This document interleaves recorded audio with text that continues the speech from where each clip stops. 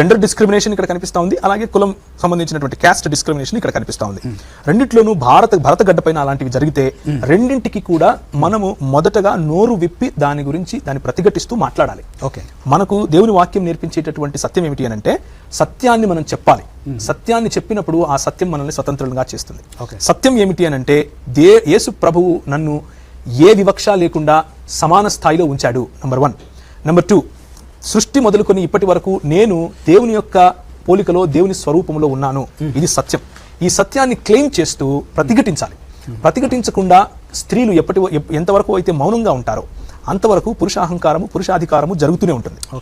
Bible చెప్పేది ఏంటి అని అంటే ఒక దెబోరా లాగా, ఒక ఎస్తేరు లాగా, ఒక అన్నలాగా, అలాగే ఒక ప్రిస్క లాగా చేతిలో వాక్యాన్ని తీసుకొని వాక్యంలో మీకున్నటువంటి ఔన్నత్యం గురించి మీకు ప్రభు ఇచ్చినటువంటి స్థాయిని గురించి మాట్లాడండి. ఎంత మాట్లాడితే అంత క్రమక్రమంగా మీకున్నటువంటి స్థాయిని మీరు నిలుపుకోగలుగుతారు. ఎందుకు అంటే ఇది మీ బలహీనత కాదు, అవతలివాడి బలహీనత. మీ బలహీనతను అవతలివాడు బలంగా చేసుకుంటున్నాడు.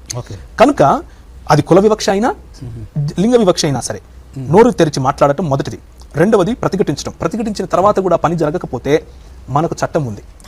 ముఖ్యంగా ఏ స్త్రీలైతే ఇంట్లో ఈ గృహ హింసకు గురవుతున్నారు కేవలం కులం పేరు మీద, అలాగే స్త్రీలు అన్న పేరు మీద, అలాంటి వారు సంఘ పెద్దలను ఆశ్రయించాలి. సంఘ పెద్దలకు చెప్పాలి. సంఘ పెద్దలకు చెప్పి వారు అక్కడ ఉన్నటువంటి సమస్యను దూరపరిచేందుకు ప్రయత్నించాలి. మొదట డైరెక్ట్గా మాట్లాడండి. 2, ఒకరిద్దరిని వెంట పెట్టుకుని మాట్లాడండి. 3, సంఘంలో మాట్లాడండి. అది కూడా వినకపోతే, అప్పుడు కూడా జరగకపోతే చట్టాన్ని కూడా ఆశ్రయించండి. అందులో తప్పేమీ లేదు.